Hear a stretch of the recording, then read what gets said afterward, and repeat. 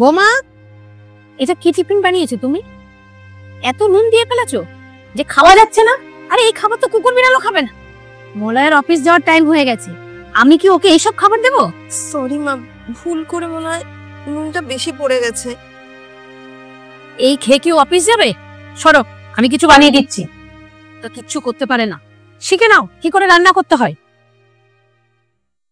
কি রে মা, কি করছিস? জামাই কি অফিসে বেরিয়ে গেছে? মা দিদির সাথে ফোনে কথা বলছে। এবার মনে হয় মা দিদিকেও বলে দেবে যে আমি ঠিক মতো রান্নাটুকুও করতে পারি না। তুমি চিন্তা করো না, আমি মায়ের সাথে কথা বলছি।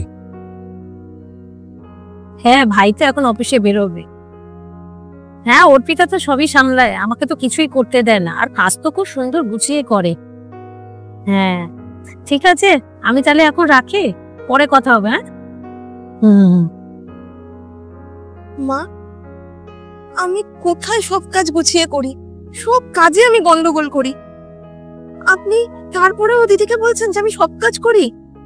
আপনি কেন মিথ্যে প্রশংসা করলেন আমার দিদির কাছে? বৌমা, তোমাকে এই সংসারের কাজ শিখিয়ে দেওয়ার দায়িত্ব আমার, আর সেই কাজ শেখাতে গিয়ে তোমাকে দুই একটা কথা আমি বলে ফেলি।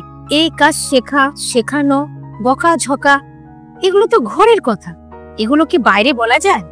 একটা কথা শুনে রাখো বৌমা, ঘরের কথা যদি বাইরে যায় সেটা নিয়ে লোকে তামাশা করে। ঘরের কথা কখনো বাইরে বলতে যাবে না, সে ছোট হোক কি বড়। আমার শাশুড়ি মা আমাকে শিখিয়েছিল, তাই আমি তোমাকে শেখাচ্ছি। কি হলো আবার? কিছু না মা, আজকে মায়ের কথা মনে পড়ে গেল। শাশুড়ি মা তো মাই হয়।